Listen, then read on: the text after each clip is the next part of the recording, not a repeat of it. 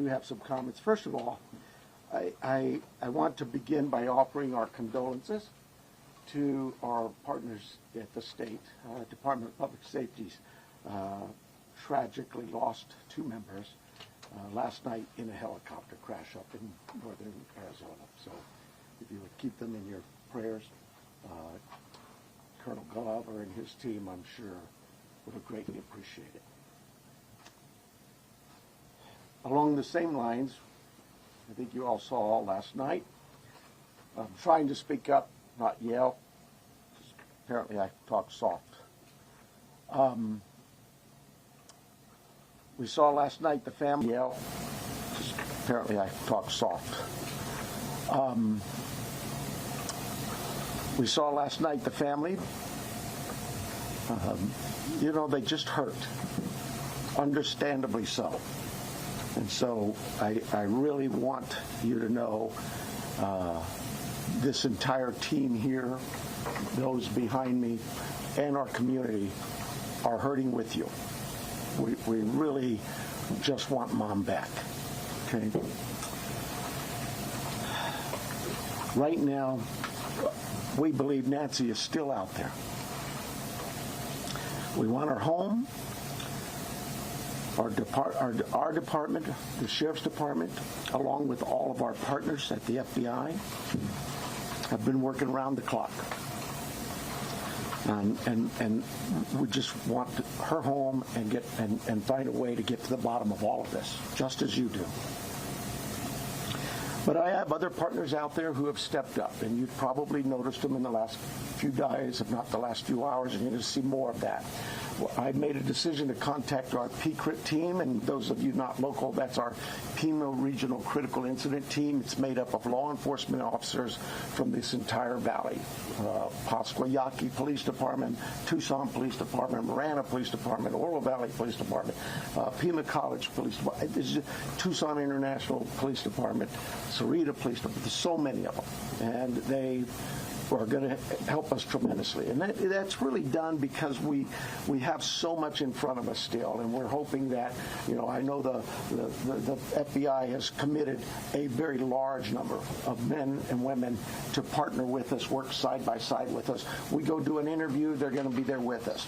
We're going to go look at some evidence or process evidence, they're going to be right there with us. We're sharing every piece of information, all the data we can to get this thing solved. And it's important that my partners in law enforcement know and understand their roles, because it is a very large, complex investigation with a lot of moving parts. And we're at that phase now where sometimes we're waiting, right? We're waiting for analysis. We're waiting for lab reports. But even then, when they come back quickly, for example, some DNA, we rushed what we thought was the best target for DNA. We did a rush through and got some of that back. The results were minimal. I think you all know the blood on the porch.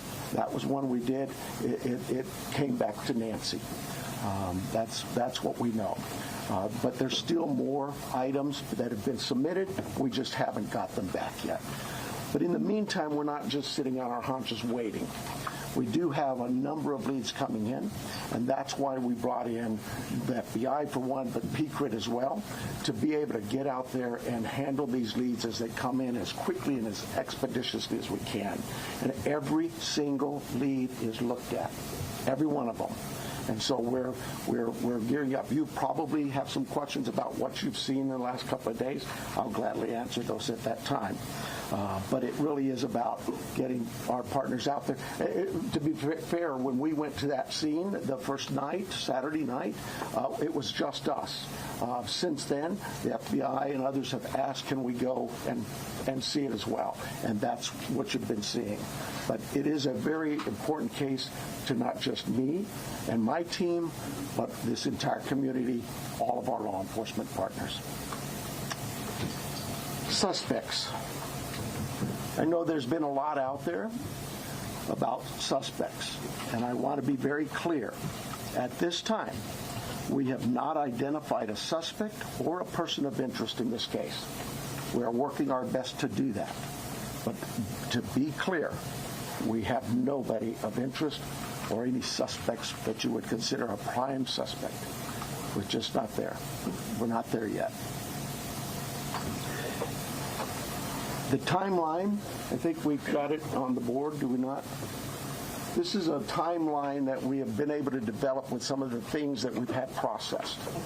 Various pieces of electronics that we've gathered. And you look at some of this, and I know you're going to say, well, why did it take you so long to get this to us, Sheriff? Well, because one thing, it's got to go out and be processed at different lab sites, and sometimes that stuff comes back to us, and like you, we have questions. And we say, wait a minute, what is this about? What about this? Could it be that? And so it's sent back, or it's sent somewhere else. So, and that's happening with all of the things we see, that process, that review, and that questioning of, all right, what is it we're looking at? So I'll go over it with you. You can see it on the board there, but at about 5:32 p.m., these are approximate times. 5:32 p.m., Nancy travels to her local family's home for dinner and playing games with the family, just visiting.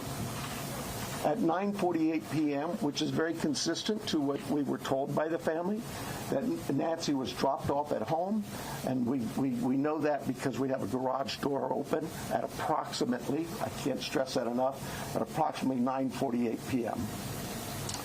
At 9:50 p.m., that garage door closes. It is that time we assume that Nancy's home and probably going to bed. Sunday morning, early morning, at 1:47 a.m., the doorbell camera disconnects. At 2:12 a.m., software detects a person on a camera, but there's no video available. They had no subscription, and therefore it would rewrite itself. It just kind of loops, right, and covers up. That's what our analysis teams have told us. We're not done with that. We'll do all we can, but that's what it says. So it detects a person on camera. Could that be an animal? I imagine that's possible. We don't know that.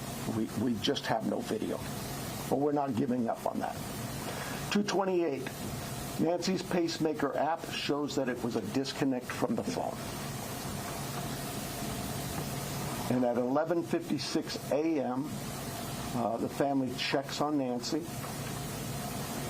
discovers her missing, and at 12:03 p.m., 911 is called in to the Pima County Sheriff's Department. I believe it's about approximately 10 minutes later, 12 minutes later, our patrol teams arrive. They see the scene, and we start our response with our search and rescue teams and our detectives from homicide and various units. In fact, every unit here, I think somebody questioned, how come there's an ICAC member out here or this member? Everybody in our criminal investigations team is a part of this team and part of this investigative effort. I think with that, let me make sure.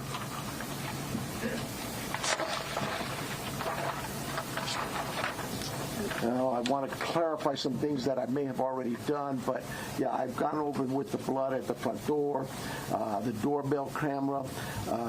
It was removed, we know that, but we're not confirming that any cameras were smashed or destroyed around the house. I don't know where that came from, but that's something we're not confirming. The car. The car that was at the home, it's just standard investigative practices. It's part of the search warrant scene, court orders. We pull it out of there and do our scene processing with the vehicle. Uber. We did speak to a driver because Nancy, we learned, had been taken the Uber to the family residence, the daughter, for dinner. And we located that driver and spoke with them and got that information. The house, you guys got this, I think, conducting follow-up I think you said somebody had mentioned that they saw a team out there again last night or yesterday, and that's just, again, what I was talking about before. Our partners wanted a chance to see it and examine things themselves, and more importantly, it's just we're constantly following up on things and go, hey, what about this? So we want to go back and check on some things.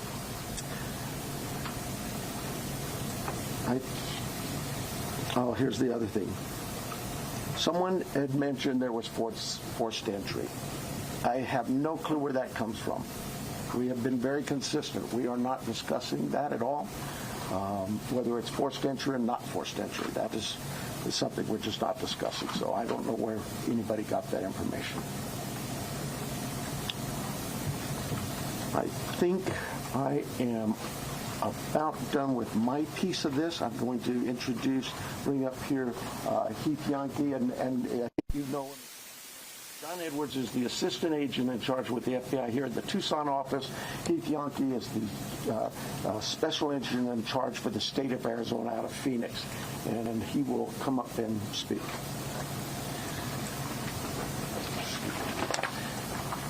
Thank you, Sheriff. Hello, I'm Heath Yankee, the special agent in charge of the FBI's Phoenix Division. First, I want to let the Guthrie family know that our hearts are heavy for them. After seeing your message last night, it is clear that you and your family are in pain. Please know that we are doing everything. The FBI is now working this case jointly with the Pima County Sheriff's Department, and we're going to start today by announcing a $50,000 reward for information leading to the recovery of Nancy Guthrie and or the arrest and conviction of anyone involved in her disappearance, and this will be the missing persons with the reward that will be going out. The FBI has agents, analysts, and professional staff employees working day and night with our partners at the Sheriff's Department. We have deployed additional intelligence and agents from our Phoenix office. We have brought in our Critical Incident Response Group from Quantico, Virginia. Members from our Cellular Analysis Survey team are here, and they continue to collect and process digital information. We are actively reviewing and analyzing information from all digital sources, which includes banks, social media companies, phone companies, and any other organizations where a digital footprint could have been captured. All this information provides data points and helps put the picture together. And we will be in the community continuing to conduct a thorough investigation with our partners. You heard about us out there last night. We will be back out there today. I would ask the media, give our investigators the space to do their jobs while they're out there. Next, regarding the ransom letter. We are aware of a ransom letter that was sent to the local media and then to national outlets. As with every lead, we are taking it seriously. We are in communication with the family, and while we advise and recommend from a law enforcement perspective, any action taken on any ransom is ultimately decided by the family. Thank you to those in the community that have called in tips. For anyone out there that may have information, no matter how small you think it may be, please report it. You can do so by calling 1-800-CALL-FBI or online at tips.fbi.gov. My next message is to those imposters who are trying to take advantage and profit from this situation. We will investigate and ensure you are held accountable for your actions. We have made one arrest related to an imposter ransom demand, and a complaint will be presented to a magistrate judge later today. You will get more on that from the FBI and our U.S. Attorney's Office here in Arizona when it becomes available. To anyone that may be involved, do the right thing. This is an 84-year-old grandma. This is an 84-year-old grandma that needs vital medication for her well-being. You still have the time to do the right thing before this becomes a much worse scenario for you. Please return Nancy home. Thank you. All right, so you want to call them or you want me to call them? You can call them up. Okay, so the first person we're going to start with the list is going to be NBC National, Liz Price. Right here.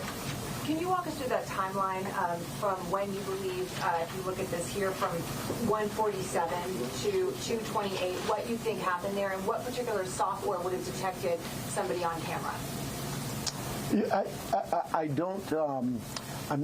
I know we know the software that was there, but I'm not.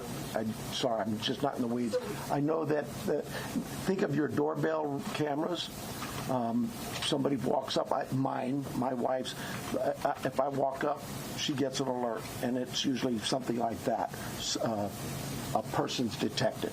So to understand the involved, one, does that mean that it was about a 45-minute span that this suspect or suspects would have been on the property? And then also, does this essentially mean that you cooperated with the tech companies and you can officially say that no surveillance video is available from the home? We know that the tech company that we sent that camera off to, yes, they've said they've run out of ways to recover any video. Next person's going to be ABC News, Aaron Katersky.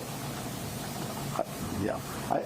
I'm sorry, was what 45 minutes? Can we say it's about a 45-minute span that somebody would have been on the property then, from 147 to 228? Yeah, I think those times speak for themselves, and it is about, like I say, those are approximates, so yes. I'm sorry, who was next, did you say? Aaron Katersky, ABC News. Hi, Sheriff. Thanks very much. Is there information that you are purposefully withholding because of the active investigation that might be leading you in a particular direction? You know, this is no different than any criminal investigation that we conduct here. Law enforcement has conducted investigations since 1865 here in Pima County. We're always mindful of what it is that's in front of us and what we should release and can release. There's legal guidelines that guide us. But there's also strategy, too. So, I'll leave that for you to determine. Now that you are having such an injection of manpower from the Pima Critical Incident Team and the FBI, would you slow to bring that in at the outset? Should all of these resources been brought to bear sooner? I guess that, it's Monday morning quarterbacking. I do it all the time, so you have the opportunity to do it for me. I'll take that hit. CBS News, Jonathan Migliotti. Sheriff, over here, has there been any proof of life, and has there been any sign of life? I'm going to, anything to deal with the ransom notes and that, I would defer to the FBI, but no, to my knowledge, we're still looking for Nancy. And for my follow-up question, if I can speak with the special agent, what was it about this apparent ransom note that now 3 days on, you first haven't been able to validate, and second, it warranted informing the Guthries of its existence? So the ransom note that was sent out there, obviously every lead in this case we are taking extremely serious. But not everyone is presented to the family. Why this one? Because this was the ransom that came in and it had facts associated with a deadline, with a monetary value they were asking for. So at that point... What were some of those facts, if you can, because there's been a lot of speculation, as you know, if you could set the record straight. Yeah, the ransom itself, one talked about an Apple Watch and one talked about a floodlight. We're not going to go into specifics. It's very important that we keep this investigation moving forward, and we don't want to put more facts out there that others then can use to try to profit from this. Who else would know about an Apple Watch? Ed Lavandera. Hey, Agent, I want to follow up with you real quick on that. There have been, as far as we know, I think 3 ransom notes so far, 1 arrest. Are they all different? Or do you think there's different authors behind all of them? Or... So the one that went to the media is the one we were currently investigating and working on. The imposter that I talked about, where an arrest was made early this morning, that there will be more information. We believe there's no evidence to connect this to Nancy's case. It was someone that was trying to profit from it, a total imposter. And Sheriff, you started off the press conference by saying you believe that Nancy is still out there. Do you have reason to believe that she's still out there alive? Or are you fearful of the worst case scenario here, that she won't be found alive? Well, I'm certainly fearful of that. I think we all are. But it is we operate from a position that until we know she's out there, she's alive, and we're going to continue thinking that way until we find her. Fox Digital, Mike Reese. Yeah, sir. Michael Ruiz from Fox Digital. Sheriff, you said you've identified no suspects. Have you ruled out anyone she was with on Saturday night? You know, we've talked to so many. I'm sure that my investigators have feelings about this one's clear or this one isn't. But no, I wouldn't say anybody's ruled out yet, because what if I rule you out and then later I learn something else? No. So my follow-up, you mentioned that you don't know where the reporting of a forced entry came from. Do we know how whoever did this got into her house?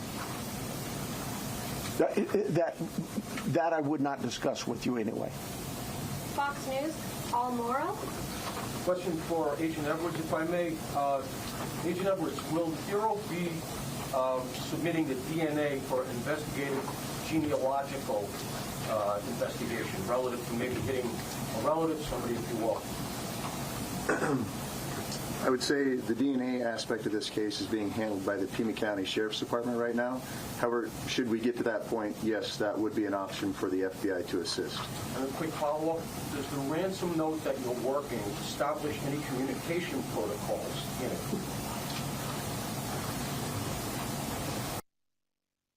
I think it's important that if someone has Nancy and is demanding the ransom, that there is communication with the family.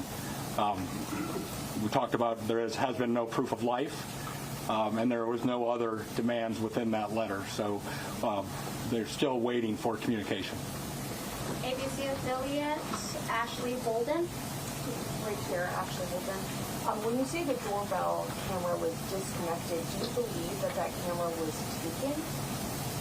We do not have it in our possession. We've not located it. And then a follow-up. I know that we've been hearing a lot about ransom notes.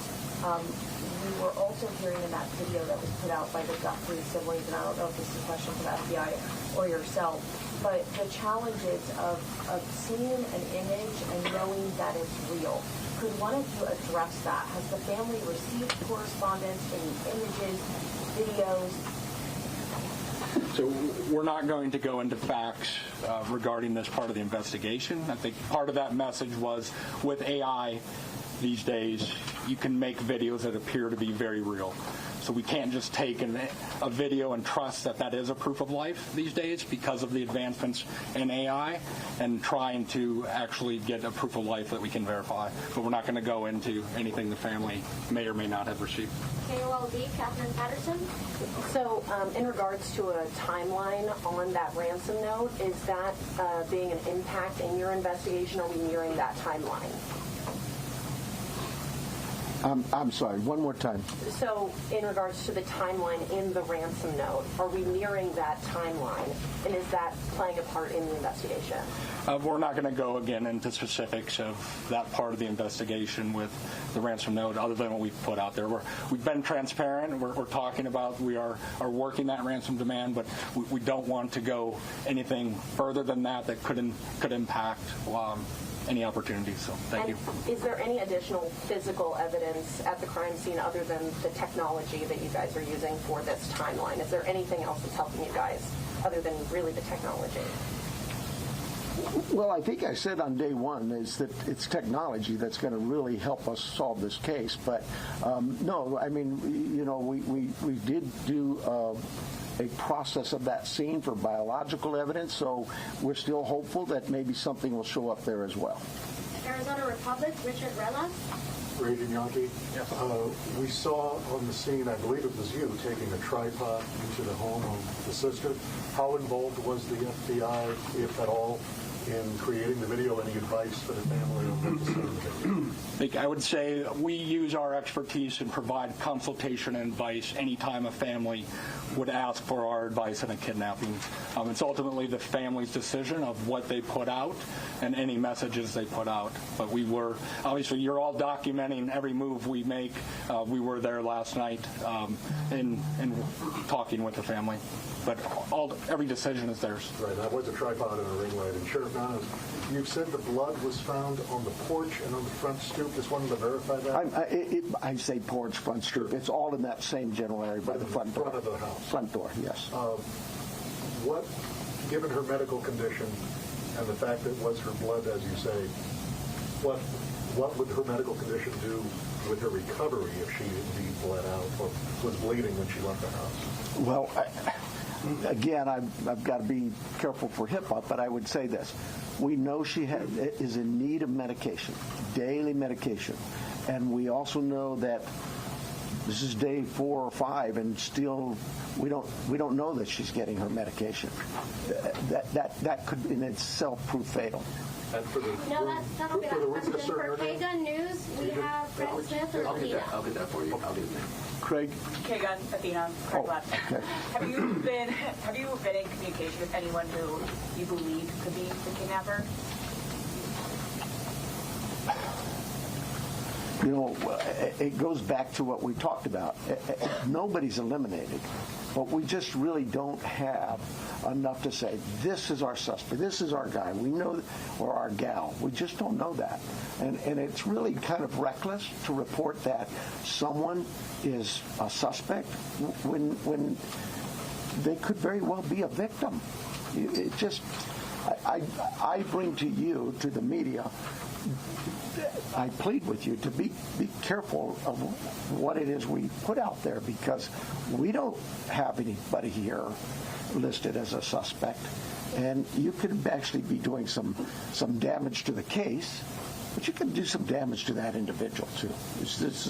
Social media is kind of an ugly world sometimes. And how far out have you expanded your search, would you say? You know, I would tell you this. Look, nothing's off the table. If we get a lead that there's somebody, hey, you've got this over here or over here, we're going. And that will expand and expand and expand. I think the FBI, with their billboards, they're now planning to put those up at every state around here, at all of our neighboring states. So, we use you, the national media, the FBI with their national outreach to affect that for us. But as far as the actual investigation, naturally the home, the scene is the primary, and we just keep spreading it out as we get more and more leads. Court TV, Cody Thomas. Hi there, Sheriff. Actually, my question is for Agent Yonke. You know, we saw Savannah Guthrie and her sibling family put out that video last night on Instagram addressing, the tragedy that this is, but also addressing the ransom letter saying they're ready to talk. My question is, did the FBI or any other agency help them craft that message to put out on social media? Like I said to the previous question, we have an expertise when it comes to kidnappings. And when families want advice, consultation, expertise, we will provide that. But the ultimate decisions on what they say and how they put that out rests with the family itself. And as far as suspects, I know we haven't identified one, but what type of suspect or suspects do we think we're dealing with here? At this time, like the sheriff has said, there is no primary suspect identified, so it could run the gamut. So. KPNX, Troy Hayden. Are you actively investigating the son-in-law in this case? I know there were reports earlier this week, and you refuted that. You said you haven't eliminated everybody. Have you eliminated him or come close to it, or are you actively looking at him? We're actively looking at everybody we come across in this case. Everybody. We would be irresponsible if we didn't talk to everybody. The Uber driver, the gardener, the pool person, whoever, everybody. It's so cliche, but everybody's still a suspect in our eyes. That's just how we look at things and think as cops. Does that mean we have a prime suspect? No, and the family's been very cooperative. They've done everything we've asked of them, and we want that relationship to continue. And sometimes people can be mean out there, and that can really harm us and harm our efforts. Did you find blood anywhere else in the home besides the porch? The only DNA evidence we've got back is on the porch. We prioritize things and we rush things, and those items we put out to a lab to rush it. And even then, it's 2, 3, 4 days. The other items could take 10 days, 20 days, but we saw the importance of that blood. He came back to Nancy. So it was only there, it wasn't anywhere else in the house? I don't know that. We processed the house for biological evidence, and we've not gotten anything back. Newsmax, Sarah Williamson. Hi there. My question is just piggybacking off our colleagues here about how far this search has gone. When it comes to doorbell cameras, you say technology plays a critical role in this. Have you been actively door knocking the neighbours and businesses and collecting those doorbell cameras? And is there anything that has come up there, and how far is that? I can't tell you whether things have come up or not, but we have door-to-door. I think we're still doing door-to-door, not just in that neighborhood, but other neighborhoods. Just as leads come in and take us somewhere, we're going to do those things. Okay, and just to follow up as well in regards to the video that was released by Nancy Guthrie's children last night, just to clarify, that was not coordinated with any law enforcement beforehand, and that you hadn't seen that video before it was released? The FBI is handling all things with the ransom. I think the answer was yes, we were there. The media was there. We can help coordinate, provide that consultation, but that is the family's decision of what they film and what they put out. Fox 10, Justin. Agent Yonke, this one's for you. Following up on that video that was released yesterday, you said, ultimately any further action is decided on by the family. Since then, have they expressing more interest in more efforts to try and get in contact? Who is behind the ransom letter? And do you have a crisis or any sort of hostage negotiator with your team for that type of situation if it moves forward? So the two parts of that question I think it's pretty clear. The family wants to be contacted. They know time is of the essence.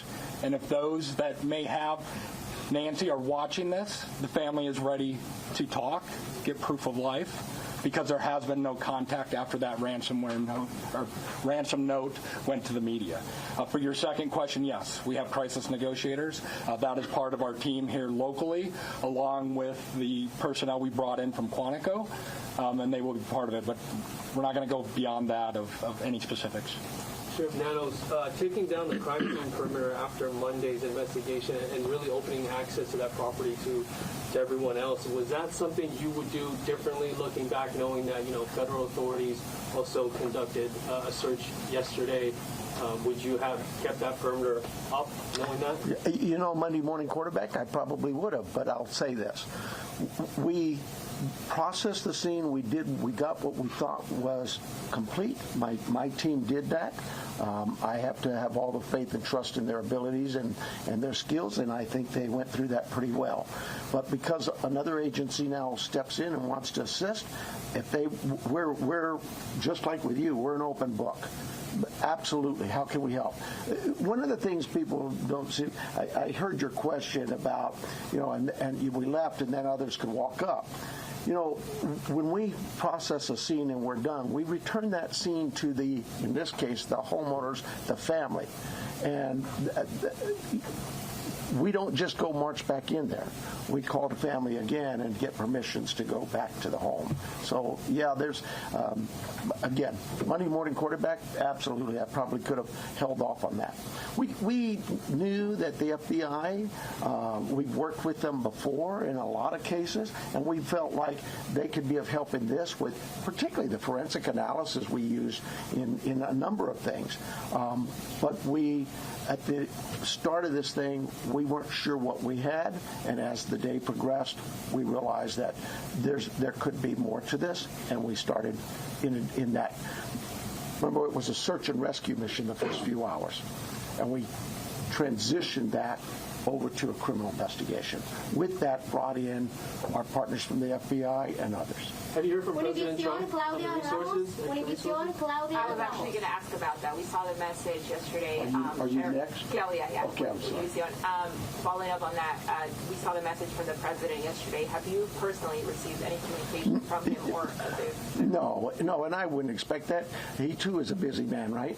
And I would say this. We thank him for him opening up his entire law enforcement team was put out yesterday, and we know, I know my local reporters here know We've always worked well with all of our partners in law enforcement. Maybe it's something unique to Southern Arizona and the rest of the country doesn't see that, but this isn't new for us. We've done this. Gabby Giffords, I headed up that investigation many years ago, and we worked side by side. Could not have got things done if we weren't with the FBI on that. And just the other question, this being a border state, have you guys had any communication with Mexican authorities? I have not. I work closely with the Mexican consulate, as other consulates, being the sheriff, but no, I've not heard from them. Arizona, Univision, Monterrey. Hi, Sheriff. My question is, do you know, it's a two-part question, do you know what medication Nancy uses? And have you checked the local pharmacies and pharmacies around the state where they bought her state this medication to keep her alive, keep her healthy, while still work for her? So we do know what medications, and we have contacted pharmacies. Probably need to go back to just make sure that they didn't. Maybe we contacted them early on. I know that night, Sunday night. Yeah, Saturday night, Sunday morning, I know we were doing all the hospital checks, and that check was continuous every hour, going back out. And physically in person, deputies were going to each local area hospital and asking them to check their logs. My second question here is, I know you're looking for her in Pima County. Are you looking for her across the state now? And if so, is there a particular area that you're focusing on right now? Well, we're looking for her everywhere, right? The FBI just made an arrest on a tip that we got that we thought there could be something here. It's statewide. The billboards are going to be out there across the country. We take the leads from everywhere, and where those leads take us, we'll get there. MS Now, Alex Talbot. Agent Yankee, do you have any reason to believe that Nancy Guthrie may be being held outside of the country? Is that something that you ruled out at this point? We don't have any of that information. We haven't ruled anything out. Like the sheriff said, we will follow the facts wherever they take us, whether it is outside of the state of Arizona or over the border. We will follow the facts and go there, but we have no indication anything over the Mexican border. And you mentioned on the ransom note there were details about the Apple Watch and the floodlight. Yep. The ransom notes that were sent out to TMZ, KGUN, and KOLD, are they all the same ransom note? Do they contain the same details in each of those individual ransom notes? The ones that I am tracking and aware of were the same that went to TMZ also. News Nation, Brian Enton. Agent Yankee, sorry. Yes. You've been watching a very substantial update on the investigation into the disappearance of Nancy Guthrie, the Pima, Arizona sheriff there, the FBI there. We learned a whole heck of a lot. And to talk about some of that, we are here with Anna Schechter, who oversees our crime and public safety unit. She's with me now. Anna, I've got a list. You've got a list. It stood out to me, first of all, that they believe she is still alive.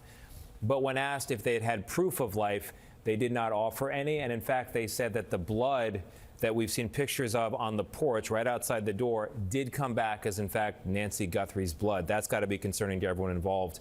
What else stood out to you? We got a timeline which was remarkable. The timeline was 1:47 a.m. The doorbell camera was disabled, and later the sheriff there said that that doorbell camera is not in their possession. 2:12 a.m. The software detects a person there in the home. They believe to be a person, but there's no image. 2:28 a.m. The pacemaker worn by Nancy Guthrie disconnected from the phone, from the app on the phone. So that, to me, is that key timeline. It's about 45 minutes where it appears that somebody was at that house. Yeah, and there's a word that they used in the timeline. Again, this is a timeline put together not by journalists, but by law enforcement, and then presented to a room of journalists. The doorbell camera disconnected. That word, to me, sounds like someone took an initiative to cut something off, or the battery dropped out at that point. What do you make of that word choice? I thought that was really interesting, and it also spoke to knowledge of how that doorbell cam works. Potentially, had somebody cased that prior, that was very interesting that they could successfully disable it in that way, and they knew that there was a doorbell camera there, and they didn't want to show up in that footage. We had an hour-long briefing. We have a timeline that is fuller than before. We have repeatedly law enforcement saying we have no suspect, we have no person of interest. At one point, Sheriff Nano said we got nobody. And in that way, we still consider everybody a potential suspect. Are you surprised 5 days in that the combined efforts of the sheriff and the FBI have led to still nothing? It is surprising, I have to say. It's just a wide range of people. There was an Uber driver that picked her up and took her to dinner at her daughter Annie Guthrie's home. So that person was interviewed. The person who cleans the pool, the gardener. Also, the son-in-law was the last person to drop her off after that dinner, and there were a lot of questions about that. And the sheriff had told us previously that he saw that she safely got inside the house. In fact, we learned a little bit more details. The garage door was opened and then closed. And on the subject of inside the house, I thought it was remarkable that after widespread reports for days about forced entry and the concerning circumstances of her disappearance, they say we're not going to comment actually on whether it was forced or not. If it's not forced, why not say that? If it is forced, why not say that? To me, that signals that that is a very crucial part of this investigation. They do not want to confirm or deny that there was forced entry. If there's not forced entry, that points to somebody who had access to the home. Yeah. If there was, points to somebody who didn't. So that takes it in two very different directions. Well, we're going to be covering all this tonight on the CBS Evening News. Anna, thank you very much. As I said, this is a story that has captured the nation's attention, captured its heart, and so many prayers today. You've been hearing the Pima County, Arizona Sheriff saying he does believe Nancy Guthrie is still out there, but admits there is no suspect or person of interest identified in the case as of yet. Our coverage will continue on CBS News 24/7, your local news, and also tonight on the CBS Evening News. This has been a CBS News Special Report. I'm Tony DeCopel.